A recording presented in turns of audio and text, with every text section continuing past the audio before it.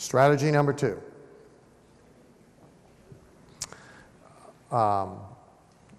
Years ago, there was this.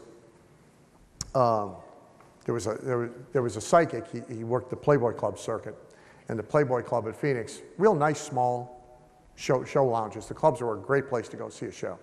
His name was Richard Ireland. I don't know if he's still around, and so he would do the show, and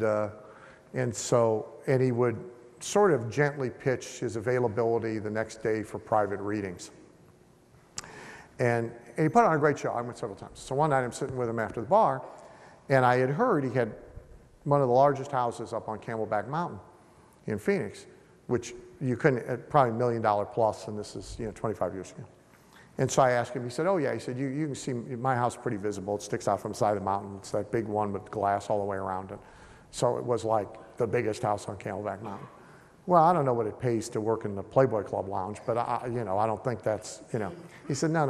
He said, this thing here, this is all about fishing from me for the occasional client who is going to pay me enormous sums of money to be their psychic advisor. He says, so let me tell you a funny story. He says, let me tell you what paid for the house. He says, one of my first clients was the widow of a Texas oil man who inherited all the oil fields.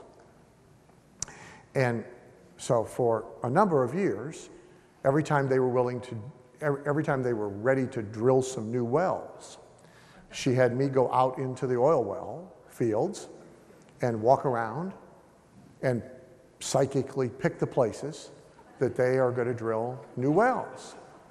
And I got a royalty on all the oil that they found.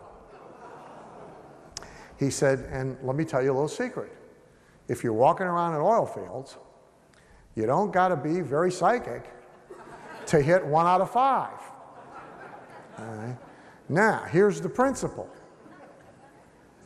Be in a position where you don't have to be very good to do well.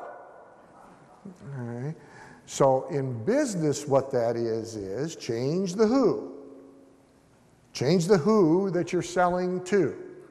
And the gentleman this morning who asked me your pool company question, here's your answer. All right? It's not about the product and it's not about the recession. It's about the who is the buyer. And there are plenty of who's who are buying plenty